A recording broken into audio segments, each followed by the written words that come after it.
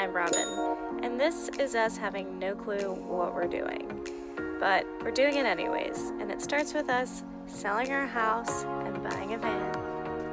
Alright, we're starting our 80/20 framing for where we've decided the fridge is going to go and a cupboard. So we just really want to get this mounted. We're about to go on a trip and we need a fridge. So Tim did do half of the bed here with the 80/20, as you can see. So that's sturdy and bolted down on this side and that side. So this is our rendering for the cabinet we're about to build. So we're gonna have little drawers above the fridge. This is where the fridge is going, and then a nice little cabinet underneath. All right, so we're going to set this Dometic CRX 50U for the 12 up to the 12 volt setup. So you've got so right back here you got your two wires, positive and negative, and so I have the option of doing it this way. Right, you have the option of 24 volt, which we're not doing.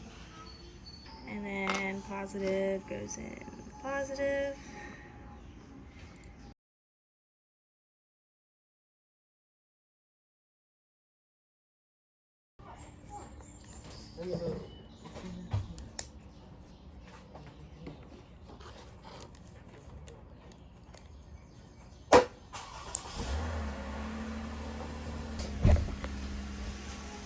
And then we go to our fuse panel, and I've got a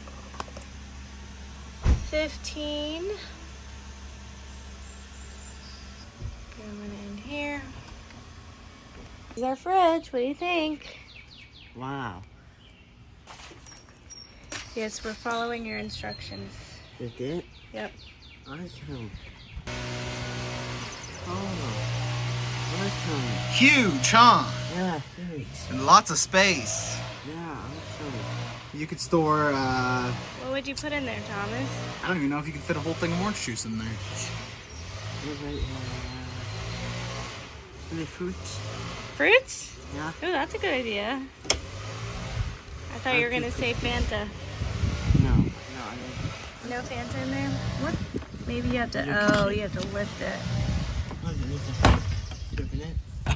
Let's see, does orange juice fit in there? Nope. Yay! Kind of. Not really. There it goes. There we go. Alright, well that's one main necessity. What should we call them? I don't know what I'm calling it. Let's see. I can just fridge. This here. Let's think about it. Bob Ross. What? Bob Ross. Bob Ross. Alright, Bob Ross it is. Bob Okay, Ross Bob. the Fridgie. Bob Ross.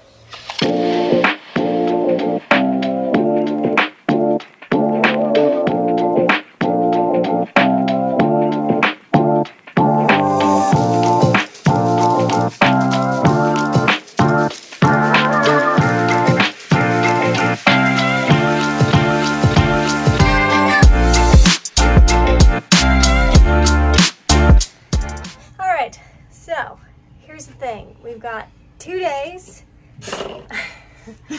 until we're going on a trip, a family trip, a beach trip. We wanted things to be done. Thing about building vans is that everything takes longer. Triple the time. Yeah, Quadruple the time. for sure. It just takes so much longer than you think that it's going to take. So we almost have the fridge encasement done. We did want to have the fridge done before the trip, so that's why we're focusing on this. Hopefully it's done today. It's ridiculous. It's a simple thing, and it's just taking forever. But anyways, we're working on it. Also, first fail number 1, the solar is not working. So Tim also diagnosed that problem. We just need to switch to... But I created the problem. Right. But we just need to switch 2 things, and then hopefully it'll be working. Haven't tested the shore power yet, so one power thing isn't working. Still haven't gotten the alternator working. So we're gonna have to rely on shore power. Thankfully, they do have a plug where we're going, and hopefully it'll work. So that's the update. See where we're at when we get there. Got the fridge in temporarily. Yay. Okay, working on building our countertop that we're gonna have right here. This is our rendering. Let's get to cutting.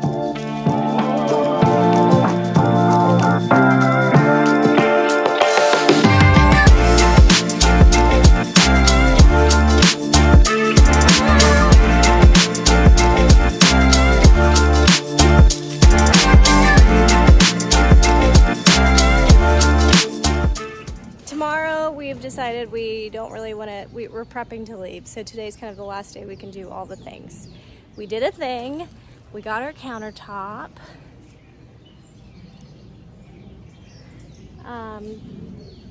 Little bit premature, but we wanted something to set stuff on in the van. We also got our plywood in for the bed support. And we're gonna go ahead and cut this, which is always a little bit nerve-wracking because we haven't, you know, we're not really to the point where you'd normally be putting in the countertop. We haven't done drawers, we haven't done any of that stuff. It's right, hopefully it works. Anyways, so ta-da!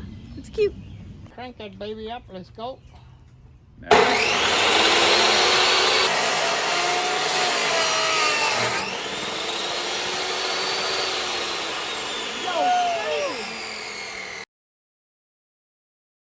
Alright, so we're on the beach.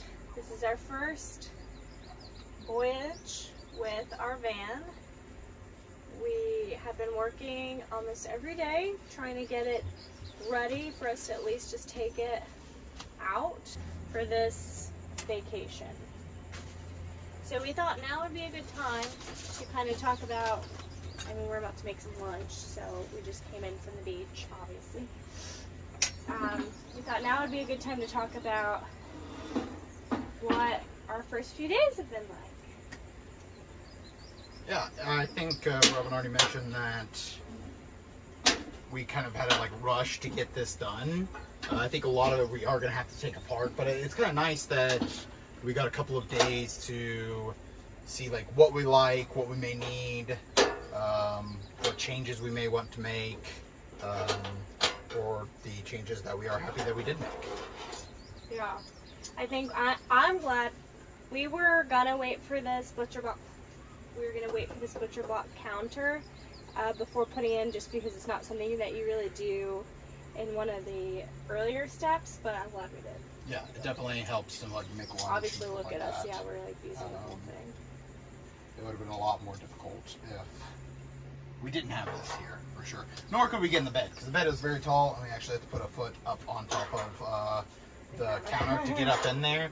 And I think at the early stages of planning, we were talking about doing a drawer with like a step on it underneath to help us get into the bed. But now it's like really on the mind, like, hey, we're definitely going to have that step to get up inside the bed, because there's no way we would get up in here without it. Yeah. Bob's been holding up. I think we've been pretty happy with it. We were really unsure with the space that we've gotten with it. But the fact that it's so modular, I think, has helped a lot. I mean, we've taken the freezer out, putting the freezer in. Right now we're at, let's see, what does it look like in there? Right now we've got No shelves in there. some stuff in there, eggs, yeah, and then we took the freezer out, we took the top shelf out, and that's where we're at.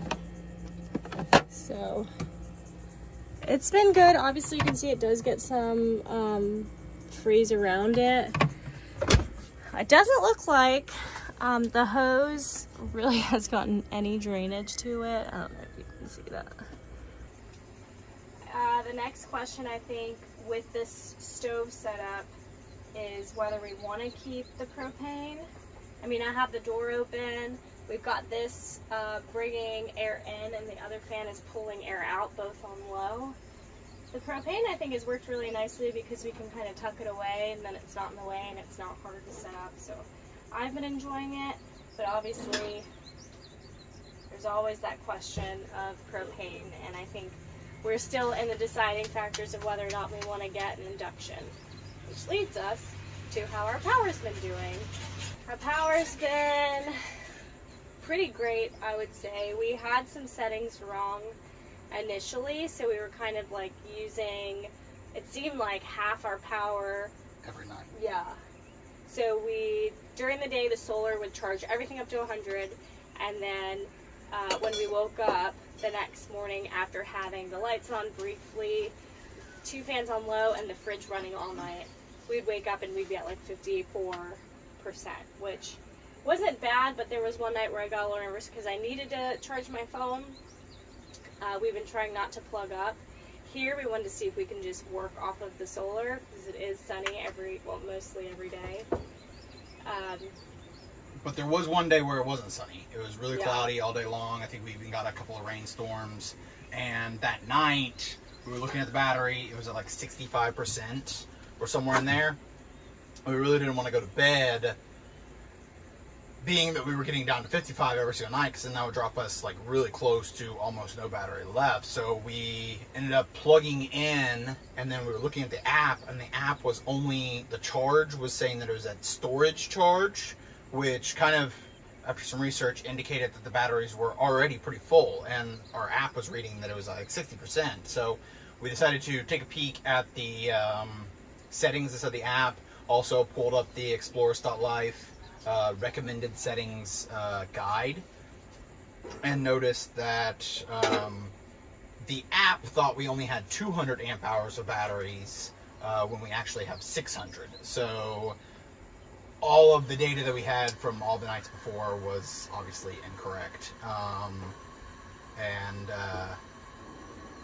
So we bumped it up to 600, and now we're like barely using any power at night. We can go to bed with it like, because the past few days have been a little cloudy. Today's the first sunny day in 2 days now. And so we went to bed at like, I don't know what it was, like 90% battery power last night, and then we woke up and it was 85. So we're using a lot less power now that we actually have the app set up correctly. So that's good. You should pull it up and see where we're at right now. My honey's getting everywhere. I think we woke up with, what was 84, I think it was, this morning. My phone's on the beach. So we're pulling in 112 watts from the solar, and our battery's at 91. Other than that, having 2 swivel seats has been great. The bed, I mean, I guess I was a little worried it wasn't going to hold us up, but it's been totally fine. So the 80/20 is holding up. Obviously we don't have the mattress that we're planning on having, so the inflatable has done us just fine. I really enjoy it. I really like it. It's very comfortable. We haven't gotten super hot. It does get cooler during the night, so I guess that's, I don't know if that's the best example, but at least for this trip and where we are, it hasn't been hot at night at all. There's also a sea breeze, so that helps. Well, let's say like sleeping in it really helps too. Like, when we do finish out the van, I think we'll definitely think about, maybe a shelf by the bed to set our phone on while it's charging, and just those like random small things. It kind of helps to maybe stay in it mid-project to kind of give you an example of what you do and don't like, or what more you need to add or think about down the road. So, you want a cucumber? Yes.